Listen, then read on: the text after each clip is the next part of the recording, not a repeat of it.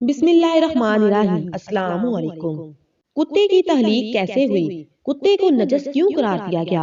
رسول اکرم صلی اللہ علیہ وآلہ وسلم نے گھر میں کتا رکھنے سے کیوں منع فرمایا؟ جس گھر میں کتا ہو اس گھر میں فرشتے کیوں نہیں داخل ہوتے؟ کتے میں وہ کون سی صفت پائی جاتی ہے جس کو انسان اپنا لے تو ولی بن جائے؟ دنیا میں کتوں کی کتنی نسلیں پائی جاتی ہیں اور خطرناک ترین نسل کون سی ہوتی ہے؟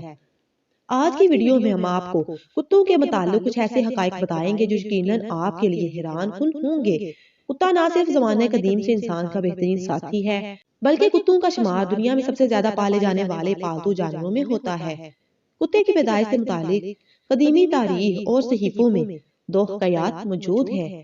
پہلی روایت کے مطابق کتے کی پیدائش کے متعلق امام عبد الرحمن بن نسکوری نے اپنی کتاب نزہۃ المجالس میں نقل فرمایا ہے کہ جب حضرت آدم علیہ السلام کی تخلیق اللہ نے فرمائی اور تمام فرشتوں کو حضرت آدم علیہ السلام کو سجدہ کرنے کا حکم دیا گیا تو اس وقت شیطان جو کہ فرشتوں کا سردار تھا اس نے اس سجدے سے نہ صرف انکار کیا بلکہ اس وقت اس نے حضرت آدم علیہ السلام کے پتلے پر تھوک دیا تھا جو کہ حضرت آدم علیہ السلام کے پیٹ پر جا کر گرا تھا، جس پر اللہ نے حضرت جبرائیل علیہ السلام کو حکم دیا کہ حضرت آدم علیہ السلام کے پیٹ سے اس تھوک والی مٹی کو ہٹا دو۔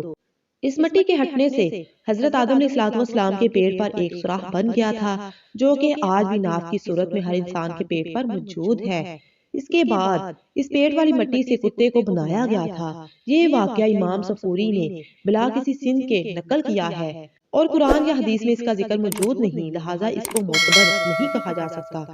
دوسری حکایات نور المبین نامی کتاب میں موجود ہے جس میں حضرت علی رضی اللہ تعالیٰ عنہ نے ہمارے پیارے نبی حضرت محمد صلی اللہ علیہ وآلہ وسلم سے دریافت کیا کہ کتوں کو کیوں پیدا کیا گیا اور انسان کو اس کے اپنے گھر میں رکھنے سے کیوں منع کیا گیا۔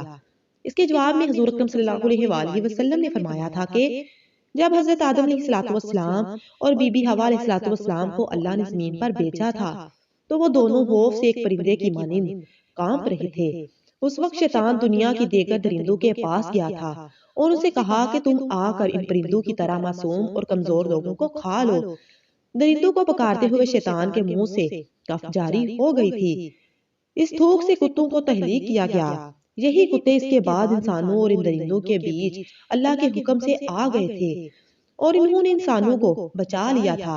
بخاری شریف کی حدیث، مسلم شریف، سنن ابو داؤد اور مسند احمد سمیت دیگر احادیث کی کتب میں ام المومنین حضرت میمونہ رضی اللہ تعالیٰ عنہا سے روایت بیان کی جاتی ہے کہ ایک دفعہ حضور اکرم صلی اللہ علیہ وآلہ وسلم بیدار ہوئے تو غمگین اور پریشان تھے۔ میں نے پوچھا کہ حضور صلی اللہ علیہ وآلہ وسلم کیا بات ہے؟ آپ کی کیفیت بدلی ہے۔ آپ فرمانے لگے جبرائیل علیہ السلام رات آنے کا وعدہ کیا تھا پر نہیں آئے، پورا دن اسی طرح گزرا، پھر آپ کو یاد آیا کہ ہمارے بچھونے کے نیچے کتے کا ایک پلہ ہے۔ حضور اکرم صلی اللہ علیہ وآلہ وسلم نے اسے نکالنے کا کہا اور اپنے دستے مبارک سے اس جگہ سے پانی چھڑک دیا۔ اگلی رات حضرت جبرائیل علیہ السلام آئے اور کہا ہم اس گھر میں داخل نہیں ہوتے جہاں کتا ہو، جبکہ ایک اور حدیث کا خلاصہ کچھ یوں ہے کہ حضور اکرم صلی اللہ علیہ وآلہ وسلم نے فرمایا جو شخص حفاظت اور شکار کی غرض کے علاوہ کتا پالتا ہے تو ہر روز اس کے اجر میں سے 2 قرات کم کیا جاتا ہے۔